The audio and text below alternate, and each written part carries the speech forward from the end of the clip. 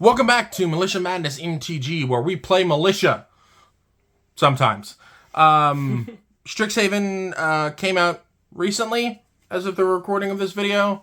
When it goes up, it'll be later. But we decided what we're going to do with every set that has these commanders in them is we're going to play with the commanders. So I'm playing Strictly Worst Tatiova. I'm pretty sure there is literally no argument. It is literally Strictly Worst Tatiova. Tatiova gets to do this every time we put a land into play. I have to pay 2 mana. But I debating between this and the black-green deck, but Morgan and I have plans for another black-green mirror match, so I didn't want to get, and I don't know when we're going to do that, so I didn't want to like overwhelm the channel with a bunch of black-green decks, so I'm playing this. Yeah. There are a couple of like interesting cards in this deck. It's very similar to the Tatiova deck that I said I would make some changes to, and to accommodate a certain Shorecrasher Mimic. So I have made those changes to accommodate Shorecrasher Mimic. I'm on a lot of blue-green gold cards to make this guy a 5/3 trample. So keep that in mind when we look through the gold package. I'm on Gaia Skyfolk. Again, I'm on Basilisk Gate. It's just a really cheap Basilisk Gate target that can like close the game. I'm on Needlethorn Drake because gold card. I'm on Shamble Shark because gold card. I'm on Coiling Oracle, which does 2 things. Ramping into your commander is pretty decent. We're not like a ramp deck, but we are a very mana-hungry deck that can leave up a bunch of mana. So just being able to put mana into play is really, really good. I'm on Winged Coatl because gold card. Also, removal spell, kind of. Yeah. Beatiform Mage, Airmunculus, Dracowing Krasis, Assault Zeppelin, and Wave Sifter I've explained to death in a lot of the blue-green decks. These are just like really, really good, excuse me, really, really good Basilisk Gate targets and really, really cheap, effective ways of closing out the game. Move these over here. We have a new card from Secrets of Strixhaven in Terrafractal. I really, really like this card. Helps you hit numbers that you cannot normally hit on Shamble Shark. It also, gaining 2 life really, really matters. And just being a big, dumb idiot that you could, like, slam into control decks or into, like, mid-range decks is just really, really decent. 1-0. I just find that really, really interesting when Wizards does that. They print 0 toughness creatures. I think that's just really, really cool. Yeah, you gotta have it at 3 to be alive. Mm-hmm. We are on another gold creature, but it's not a gold creature. It's Snapping Voidcraw.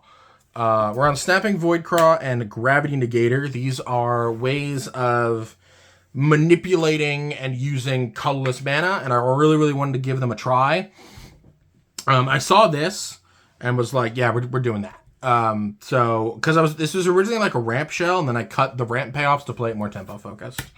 So just being able to attack, pay a colorless, and give something else flying after you Basilisk Gated it is really, really good. And then Voidcraw just being able to help you double spell, or like crack clues, or you know, pay X's for Terrafractals or things like that. Like, the 2 mana comes up. It's 1 card that activates Basilisk Gate is another thing. Hazard of the Dunes is just like the last tempo card I really wanted to play. Kind of round up the creatures a little bit. And then we have the blue-green land draw, if you wanted to call it that. This package of Growth Spiral, Eureka Moment, and then the new Embrace the Paradox. Yeah, draw cards, put lands into play. Retrigger your commander, and then on your turn you can activate your commander. So, terms of interaction, we're on Applied Biomancy. I've talked about this card to death in Tatiova, how I love it. We're on a Whoosh. No blink of an eye, no Into the Royal. Just, I really wanted one of these, and I found a Whoosh. Banishing Betrayal. Also a new card from Secrets of Strixhaven. Just return an on-land permanent and surveil 1. Ice Magic. Again, just some tempo interaction. And then just a Temporal Spring, just to have a little bit more versatile interaction of, like, if a land is annoying or whatever. Sometimes you can tempo people out in the early game. Time walk them. Counter Magic, run a Memory Lapse. And Counterspell. It's our hard counters.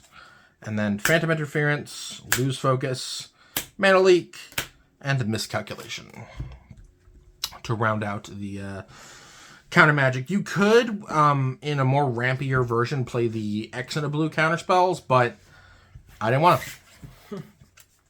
Plus, I cut a lot of the ramp, so can't really do that. In terms of land search, run Open the Gates, which is really good. You can find Basilisk Gate. This also finds a basic land card, not a basic land type, which will be relevant in a second. Crop Rotation just puts any land that you want.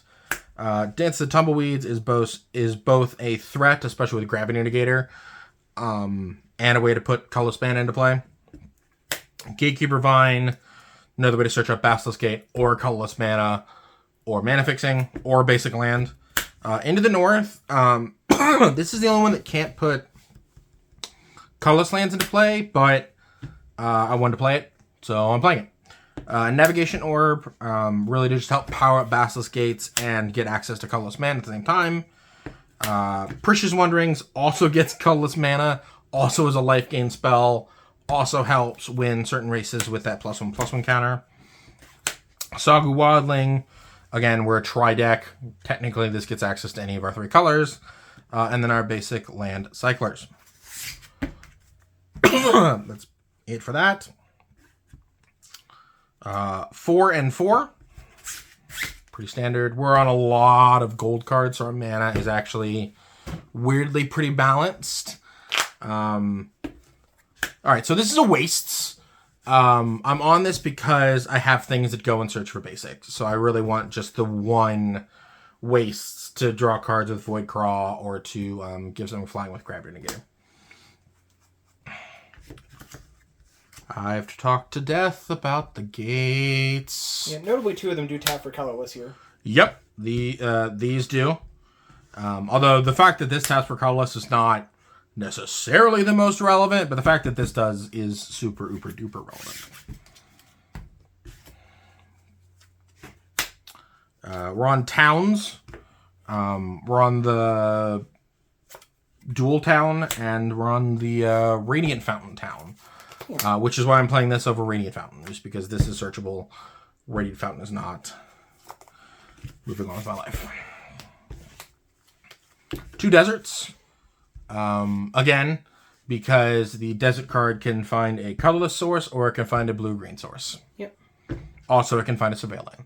So fetching for a surveil land, all you Canadian Highlander players or modern players who want to feel good, I can do it too. Take that. And then just the 2 dual lands. One is fetchable off of Into the North. Yep, get this off Into the North. But again, our mana is just so 50-50 right down the line that there's not really a reason to cut one of these for a basic because there's so many gold cards. So it's just like all of your lands producing blue or green is basically the same thing. Sideboard, I have the Monarch. Goes over there. I have Lignify effects because my removal is shit. And sometimes it's just something that you need to kill. Yeah. I was just looking at the printing of that Lignify because I did not notice it, but yeah. Mm. Yeah. The blasts. Yay, blasts. Yeah, blue blasts. We're going to do so much this week. Yep. As is Negate. Just a very, very versatile counterspell, though. That's why I wanted it. Yeah. Steal Sabotage, just because I can. Yeah. Annul, because I can. Might come in. A lot of enchantments. Dispel. Which spell? This one. Good against the control decks, good against the blue decks in general. Relic of Progenitus. It's my graveyard hate of choice. Yeah, I love it. Heritage Reclamation. It's my artifact destruction of choice. Weather the Storm. It's my anti-aggro deck card of choice. Especially because Basilisk Gate decks don't really have problems applying pressure. So just being able to gain life and really be like, okay, you're not even close to winning the race anymore. You're dead. Getcha. Reverent Silence. It's my destroy all enchantments of choice. You can play Tranquility. This is free. And it's really not that hard to have a forest in play. You have 2 dual lands and just a bunch of ways to find whatever land you freaking want. So it's trivial. And in the decks I won it on, the fact that they gain 6 life doesn't matter. And then Colossal Dread Mask is just like an additional threat, to be real with you, in the sideboard. Main deckable in the ramp version, for sure. I'm not on that, so it's in the sideboard. That's about it. Again, I'm really, really excited. Make sure to like, comment, subscribe, and check out the gameplay as well as Morgan's deck later in the week.